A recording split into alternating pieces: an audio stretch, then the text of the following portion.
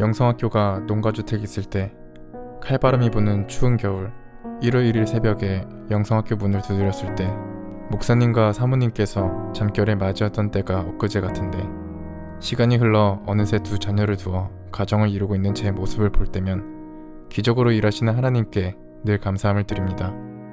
기도 훈련하기 전 저는 늘 어둠 속에서 지내어 건강은 악화되어 있었고 주변 환경은 늘 부정적인 일들로 넘쳐났습니다. 되돌아보면 귀신들의 삶에 놀아났던 것이었습니다. 전에 다니던 교회의 전도사님이 영성학교 카페를 알려주었는데 그때는 글을 보고 혼자서 해보았습니다.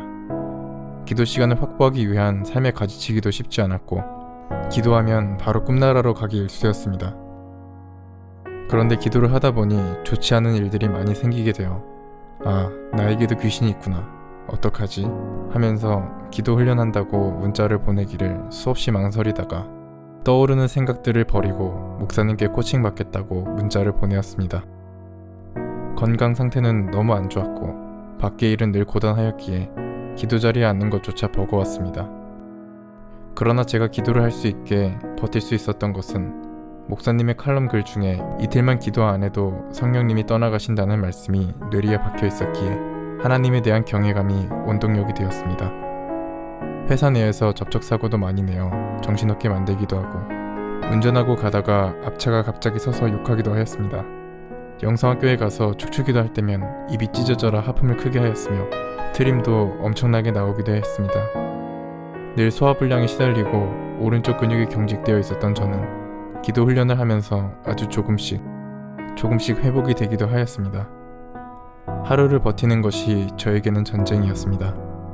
그러나 영성학교에 가서 기도 훈련을 하면 그 모든 것들을 잊을 수 있고 교회에서 배우지 못한 것들을 배우니 깨닫는 즐거움이 생기게 되었고 성경을 읽는 즐거움을 알게 되었습니다. 그러다가 영성학교에서 한 여인이 눈에 들어와 결혼을 하게 되었습니다. 하나님께서 선물로 주신 보금자리는 꿈만 같았습니다.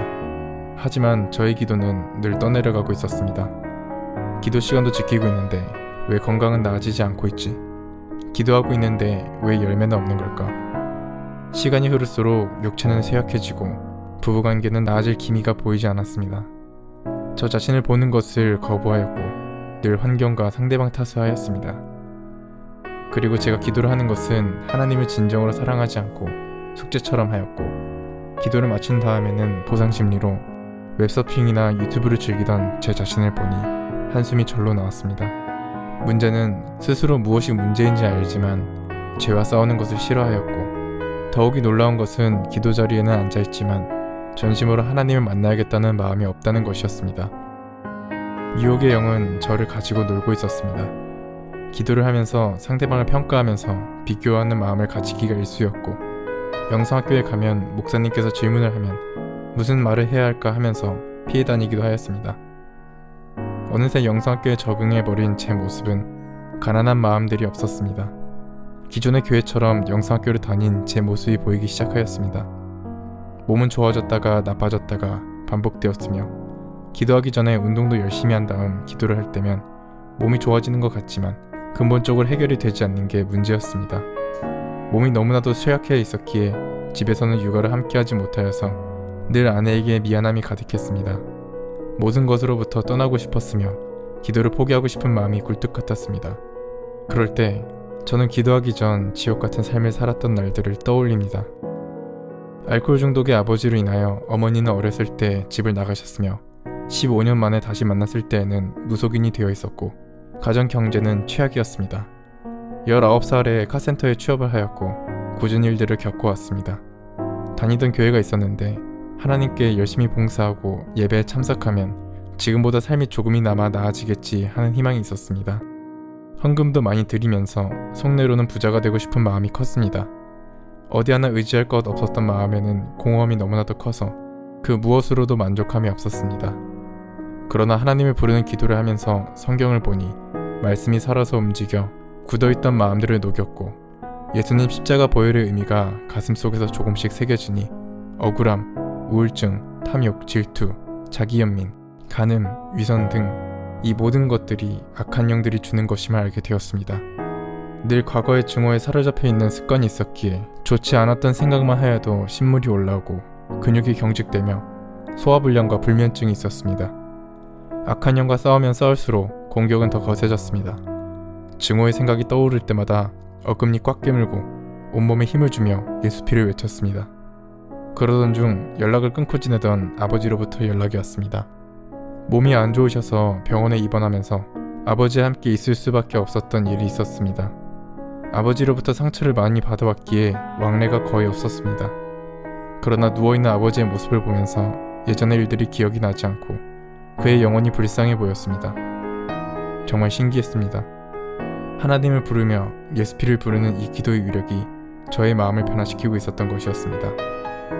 태어났을 때 아버지를 꼭 안으면서 사랑합니다 아버지 했을 때 굳어있던 마음도 녹았습니다. 요즘에는 아내가 아버지를 더 잘 챙겨줍니다. 꼬박꼬박 간식 챙겨드리고 전화 통화할 때면 아버님 사랑합니다 라고 꼭 말해주는 모습을 볼 때 하나님께서 세상에서 가장 아름답고 사랑스러운 천사를 보내줬음을 느낍니다. 세상을 향한 문을 닫고 하나님을 향하여 문을 열었을 때 하나님께서 움직이시는 것을 체험합니다.